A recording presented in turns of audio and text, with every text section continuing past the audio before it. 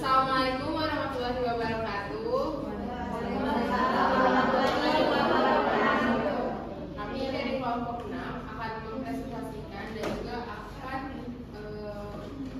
mengajar terkait proses pembelajaran problem based learning dengan materi sistem ketidaksamaan dua linear variabel dengan saya sendiri Garis Fitriansyah sebagai moderator. Saya Fitritul Fatimisa sebagai pemateri pertama. Saya Wina Dijupita sebagai anggota. Saya Tia Sukila sebagai pelajar. Saya Yunus Sindi sebagai anggota. Baik, kita langsung saja mulai ke presentasinya. Assalamualaikum warahmatullahi wabarakatuh. Waalaikumsalam warahmatullahi wabarakatuh. Baiklah, di sini saya akan mempresentasikan model pembelajaran problem based learning.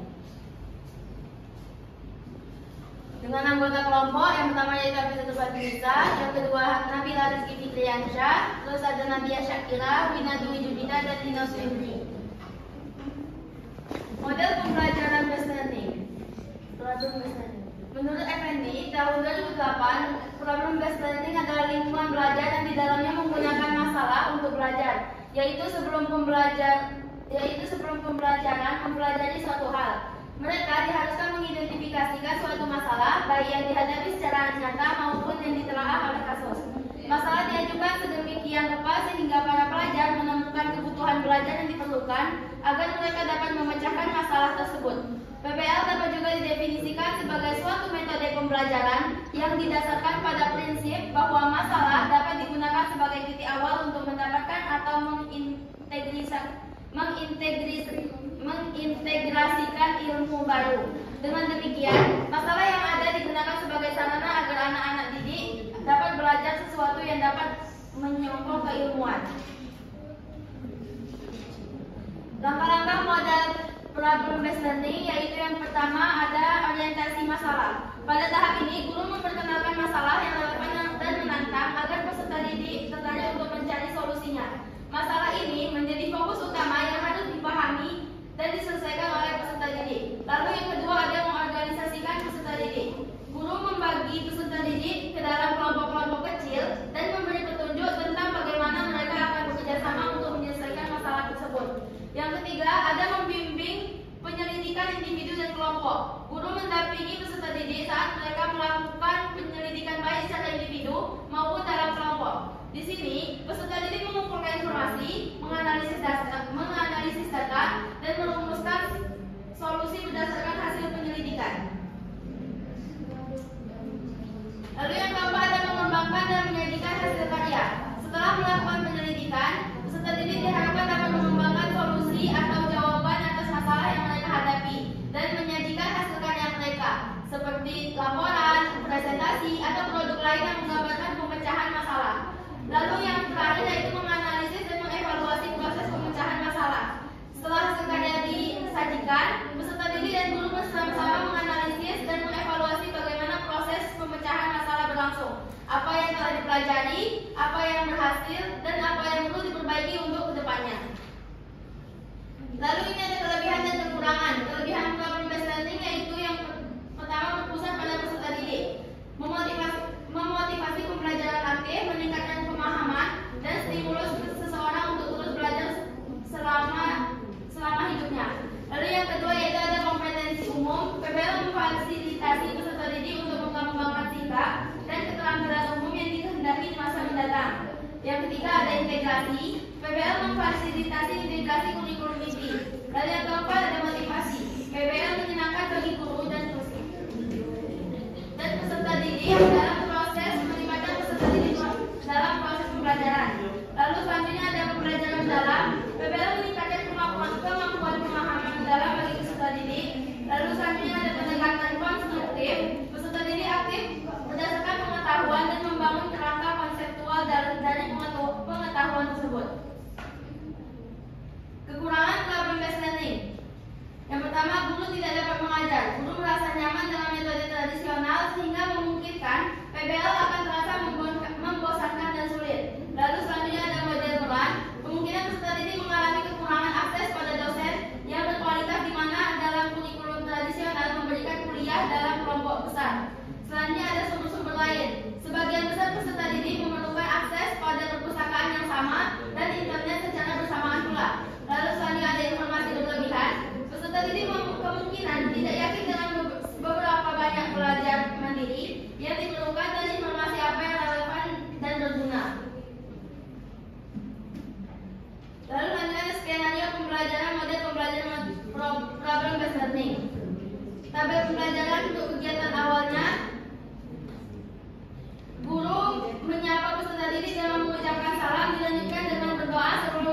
pembelajaran. Lalu yang kedua, guru melakukan presensi dan mengkondisikan siswa kelas. Selanjutnya, guru menyampaikan motivasi mengenai materi yang akan dipelajari. Lalu selanjutnya, guru menyampaikan tujuan pembelajaran dari materi yang akan dipelajari. Untuk peserta didik, yaitu peserta didik menjawab salam dan berdoa. Yang kedua, peserta didik menjawab presensi dengan tertib. Yang ketiga, peserta didik menyimak motivasi dan tujuan pembelajaran yang disampaikan oleh guru. Untuk alokasi waktunya yaitu 10 menit. Lalu untuk di kegiatan intinya fase 1 orientasi masalah. 1. Guru menampilkan sebuah permasalahan pada layar yang fokus kepada seluruh peserta didik. Yang kedua, guru meminta peserta didik untuk memikirkan sejenak permasalahan yang ada di layar yang fokus secara individu. Untuk peserta didik yaitu peserta didik mengamati dan memikirkan sejenak permasalahan yang ada di layar yang fokus. Untuk alokasi waktunya yaitu 5 menit. Fase kedua, menggambarkan peserta didik, mengorganisasikan peserta didik. Yang pertama, guru mengarahkan peserta didik untuk membuat kelompok yang masing-masing kelompok terdiri dari 4 sampai 5 orang. Guru membagikan LKPD kepada masing-masing kelompok yang telah dibuat oleh peserta didik. Yang ketiga, guru memberikan arahan mengenai kegiatan yang ada pada LKPD. Untuk peserta didik membuat kelompoknya lalu peserta didik menyimak arahan yang disampaikan oleh guru. Untuk alokasi waktunya yaitu 5 menit. Fase ketiga yaitu membimbing penyelidikan kelompok. Yang pertama, guru menginstruksikan peserta didik untuk memulai diskusi masalah yang ada pada LKPD bersama dengan kelompoknya.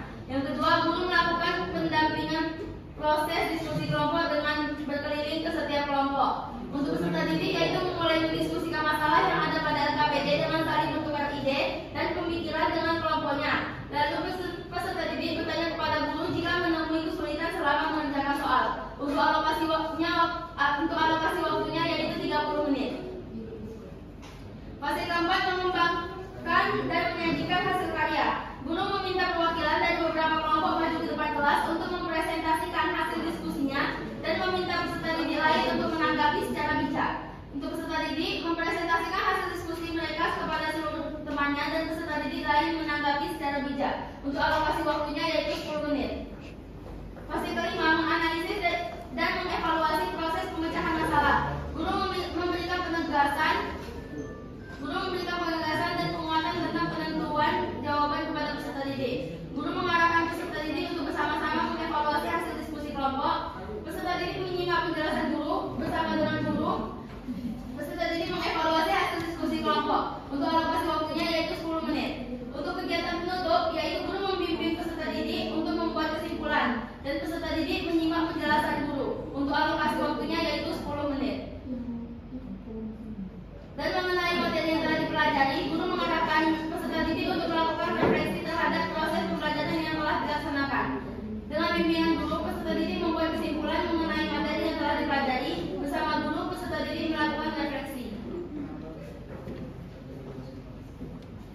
Lalu guru memberikan ucapan terima kasih dan memberikan motivasi kepada peserta didik untuk tetap semangat dan antusias dalam mengikuti kegiatan pembelajaran. Guru menutup kegiatan pembelajaran dengan berdoa dan menyampaikan salam. Peserta didik berdoa dan menjawab salam. Untuk kesimpulan yang kita dapat pada presentasi kali ini yaitu model pembelajaran problem-based learning adalah metode pembelajaran yang berpusat pada siswa, di mana peserta didik diberikan suatu masalah nyata atau konseptual untuk diselesaikan. Model ini menekankan pada pengembangan keterampilan berpikir kritis, pemecahan masalah, serta kerjasama tim.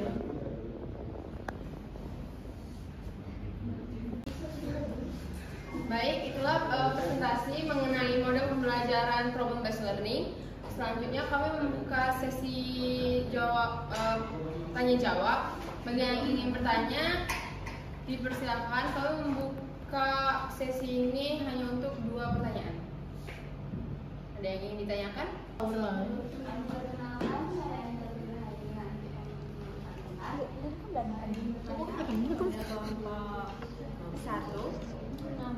Bagaimana cara mengatasi kekurangan dari model pembelajaran PBL itu sendiri? Baik, pertanyaannya kami tampung. Ada lagi yang ingin ditanyakan? Nama saya Lola Rahmadani dengan NPM 52. Di sini saya ingin bertanya, kan model pembelajaran pembelajaran ini kan lebih menekankan kepada kerjasama tim. Nah, pertanyaannya itu ada model lain yang sama kayak gitu, nah menekankan ke kerjasama tim. Nah, contohnya discovery learning sama kooperatif. Pertanyaannya adalah perbedaan dari ketiga itu, dari PBL, discovery learning sama kooperatif. Baik, di sini saya akan menjawab pertanyaan dari Anita, di mana pertanyaannya itu adalah bagaimana cara mengatasi kekurangan problem based learning tersebut. Nah, jadi solusinya itu ada pelatihan dan pendampingan bagi guru, kemudian penyediaan sumber daya dan kolaborasi antar guru untuk dari problemnya guru tidak bisa mengajar dengan nyaman. Kemudian itu ada solusi untuk model peran, pelatihan untuk guru, pemanfaatan teknologi, dan kolaborasi dengan praktis.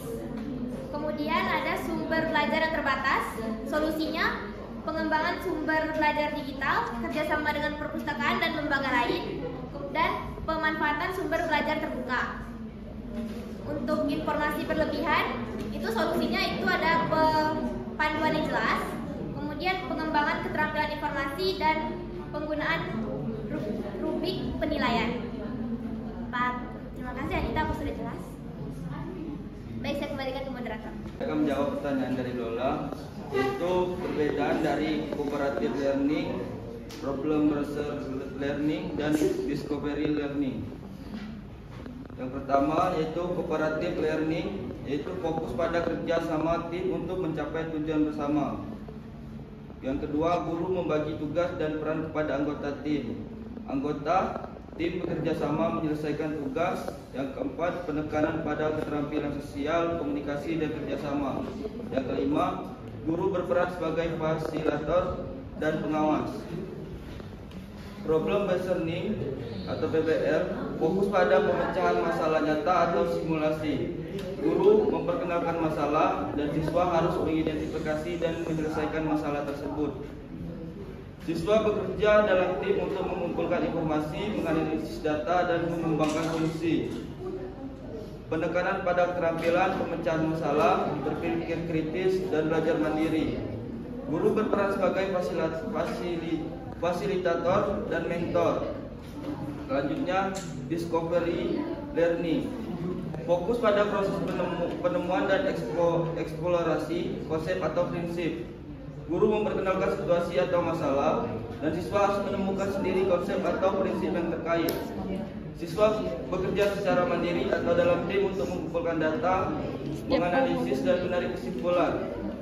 Penekanan pada keterampilan berpikir kritis, analitis, dan kreatif. Guru berperan sebagai fasilitator dan pengawas. Dari ketiga model pembelajaran tersebut memiliki tujuan yang sama, yaitu meningkatkan keterampilan siswa dalam berpikir kritis, berkomunikasi, dan bekerja sama.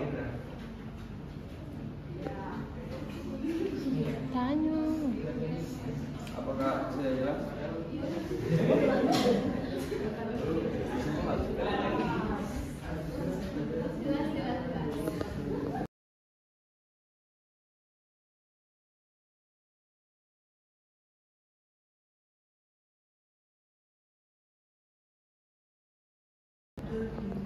Baik, Assalamualaikum warahmatullahi wabarakatuh. Waalaikumsalam warahmatullahi wabarakatuh. Baik, selamat pagi semuanya. Pagi. Sebelum kita memulai pembelajaran pada hari ini, marilah kita berdoa menurut kepercayaan dan agama kita masing-masing. Berdoa dimulai. Doa selesai. Oke, baik. Jadi sebelum kita masuk pada materi pembelajaran, di sini ada yang ingin saya tanyakan mengenai pedagang. Jadi pedagang itu memiliki tujuan yang rata-rata sama, yaitu adalah untuk meraup keuntungan sebesar-besarnya, betul? Betul. Nah, jadi pedagang itu sudah memiliki perhitungan yang matang selama transaksi supaya mereka bisa meraih keuntungan. Dan tentunya untuk mencapai tujuan tersebut harus ada metode yang tepat dalam pengambilan keputusan selama berdagang. Langkah yang bisa dilakukan oleh sebesar-besarnya itu adalah dengan menekan biaya produksi seminim-minimnya. Dan kemudian dengan penyederhanaan berbagai macam faktor yang dapat mempengaruhi proses tersebut, pedagang itu bisa menggunakan model matematika. Dan program linier adalah salah satu cara untuk menyelesaikan model matematika yang sederhana. Nah, jadi sudah terbayang kira-kira hari ini kita akan belajar apa? Sudah terbayang belum? Sudah. Oke, kalau sudah, jadi kira-kira kita mau belajar apa hari ini, Tri? SPLDP. SPLDP? Ya, oke, baik. Nah, betul ya. Mungkin secara garis besarnya hari ini kita akan belajar mengenai program linier, mengenai pertidaksamaan linier dua variabel. Di sini tujuan pembelajaran kita yang pertama adalah melalui pembelajaran dengan model problem based learning, peserta didik dapat menjelaskan konsep pertidaksamaan linier dua variabel dengan baik. Yang kedua, melalui pembelajaran dengan model problem based learning, peserta didik dapat menyusun model matematika dari masalah kontekstual yang berkaitan dengan pertidaksamaan linier dua variabel dengan benar. Yang ketiga, melalui pembelajaran dengan model problem based learning, peserta didik dapat menyelesaikan pertidaksamaan linier dua variabel secara grafis dan menentukan daerah penyelesaiannya dengan benar. Nah, sekarang boleh semuanya memperhatikan permasalahan yang ada di layar proyektor. Semua membaca dan memahami mulai dari sekarang.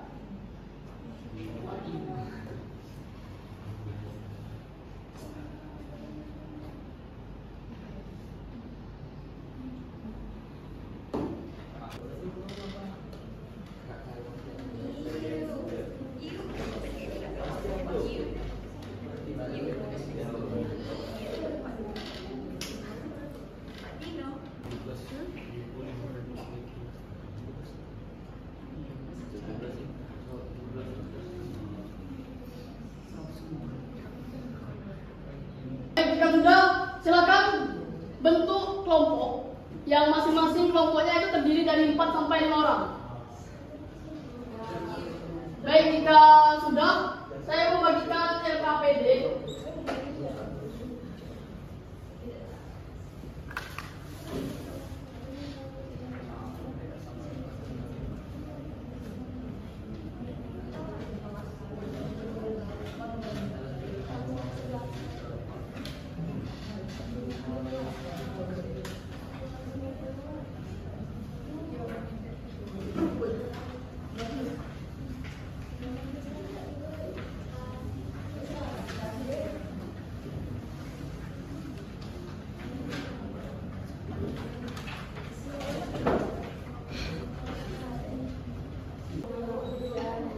Oke, sekarang perhatikan. Jadi di sana ada fase 1. Jadi fase 1 tadi adalah masalah yang ditampilkan di layar. Sekarang kita lanjut ke fase 2. Silakan perhatikan apa yang diperintahkan pada KPD. Kemudian jawablah pertanyaan tersebut dengan kelompok layar. Itu saya beri waktu 5 menit, dimulai dari sekarang. Maksudnya 250 atau 25? 250, 25 setelah ini dikasih 100 tipu ya? Tidak tipu. Baru kali ini udah. Maksudnya ini kan ada 100 apa? Ketahui berarti 25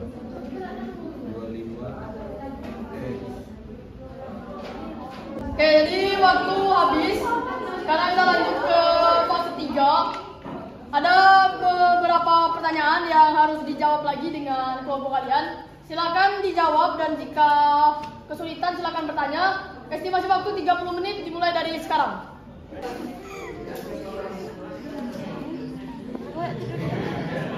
Tambah 3 ya?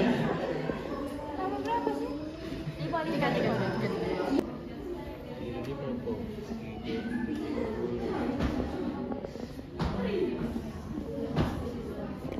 Dua dekat yang keluar yang aku dia. Ini kan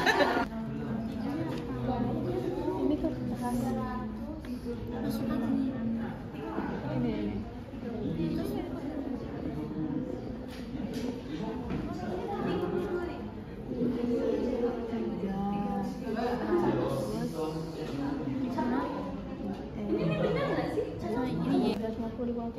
jadi 50. Ini ditambah min 3 kan? Iya, ditambah min 3.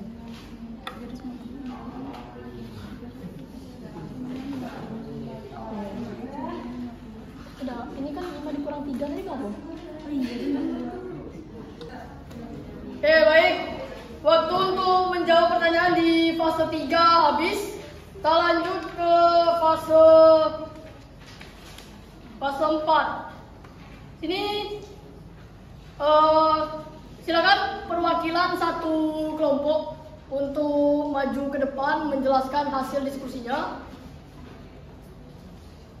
Pada kelompok Juni, silakan untuk maju.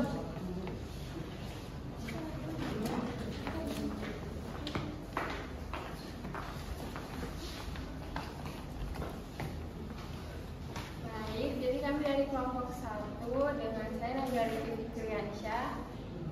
Saya Endo Jumatulaini, saya Anita Tridahayu. Saya Muhammad Juniasa. Baik, kami akan menjelaskan hasil diskusi kami. Yang pertama, kita misalkan dulu, yaitu X itu adalah tipe A, kemudian yang Y itu sama dengan tipe B. Nah, banyaknya rumah tipe A dan tipe B itu sama dengan X ditambah Y sama dengan 100. Kemudian batasan luas tanahnya yaitu 250X ditambah 150Y kurang dari sama dengan 17.500. Nah, persamaan ini dapat kita sederhanakan menjadi 5X ditambah 3Y kurang dari sama dengan 350.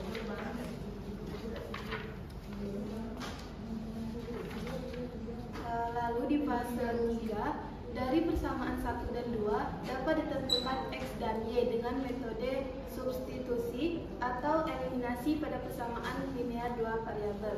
Nah, persamaan pertama tadi kan X plus Y sama dengan 100. Nah, kita substitusikan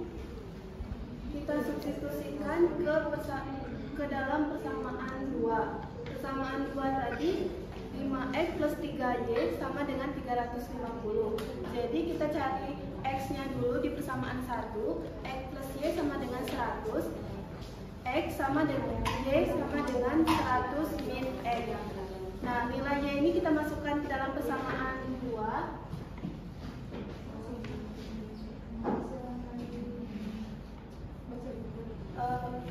Nilai Y dari persamaan 1 kita masukkan ke persamaan 2. Jadi 5X Y-nya tadi kan 5X plus 3Y. Nilainya Y tadi 100 min X. Jadi 5X plus 3 dikali 100 min X lebih kurang sama dengan 350. 5X 3 dikali 100, 300 min 3 dikali X min 3X kurang dari sama dengan 350. 5X plus 3X-nya karena min kita pindahkan ke ruas kanan, jadi 5X plus 300 kurang dari sama dengan 350 plus 3X. Kita pilahkan yang memiliki variabel sama, jadi 5X min 3X sama dengan 2X. 350 dikurang 300 sama dengan 50, jadi 2X kurang dari sama dengan 50, X kurang dari sama dengan 25. Lalu masukkan nilai X-nya tadi ke persamaan 1. Persamaan 1 tadi adalah X plus Y sama dengan 100. Nilai X tadi kan adalah 25, X kurang dari 25, jadi X-nya adalah 25 plus Y sama dengan 100. Y sama dengan 100, 25 jadi pindah ruaskan. 100 kurang 25 sama dengan 75, jadi Y lebih besar sama dengan 75.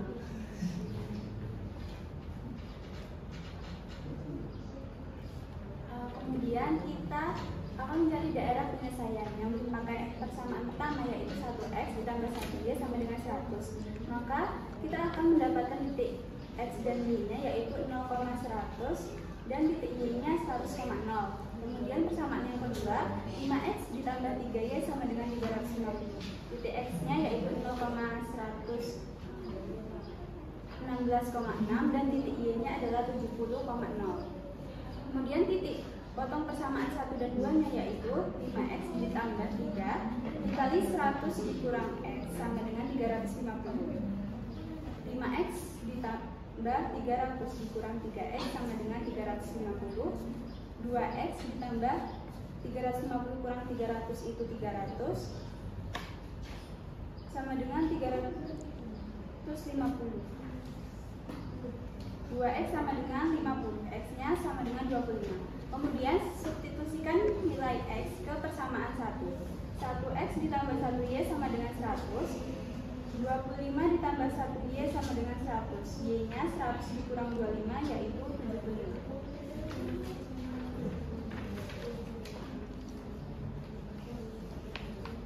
Baiklah, dari yang sudah dijelaskan tadi bisa kita buat grafiknya seperti berikut.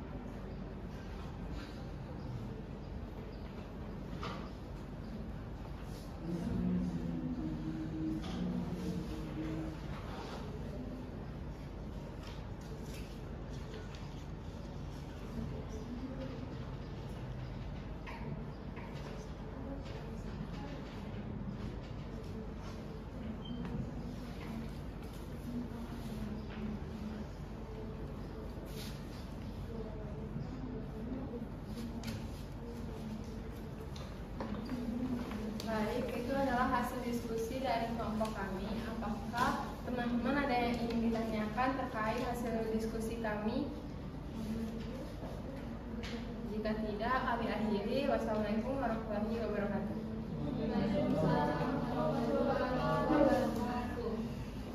Baik, terima kasih kepada kelompok Juni. Jadi kelompok Juni sudah memaparkan hasil diskusinya. Dari hasil diskusi mereka, apakah ada jawaban yang berbeda?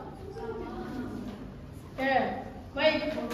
Jika sama, dari apa yang telah dikerjakan oleh kelompok Juni, marilah sama-sama kita menarik kesimpulan dari hasil diskusi mereka ini.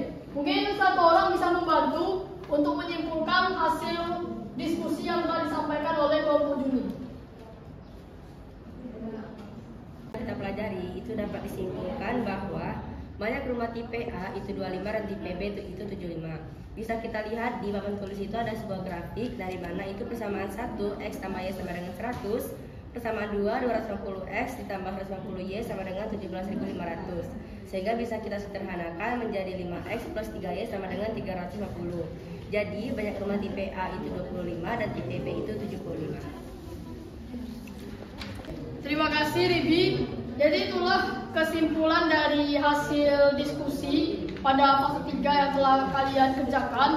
Sekarang kita masuk ke fase 5. Di sini ada pertanyaan yang harus kalian jawab secara berkelompok. Diberikan waktu 10 menit untuk menjawab pertanyaan tersebut, kemudian dikirimkan ke link yang tertera di RKPD. Oke, 10 menit dimulai dari sekarang. Oke, baik. Jika sudah, diharapkan untuk bersama-sama kalian mengisi refleksi yang ada di LKPD. Diberi waktu 5 menit mulai dari sekarang. Baik, selesai juga pembelajaran kita pada hari ini. Saya ucapkan terima kasih atas perhatian dan partisipasi anak-anak sekalian. Sebelum kita menutup pembelajaran pada hari ini, marilah kita berdoa menurut agama dan kepercayaan kita masing-masing. Berdoa dimulai. Berdoa selesai. Baik, saya tutup. Wassalamualaikum warahmatullahi wabarakatuh. Waalaikumsalam.